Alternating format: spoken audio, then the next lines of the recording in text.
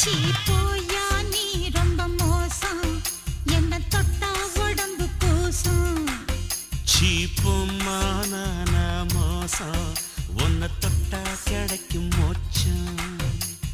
வெள்ளரிக்கா தோட்டத்தில் வெள்ளமயில பிடிக்கி வெள்ளோட்டம் பார்க்க போறியா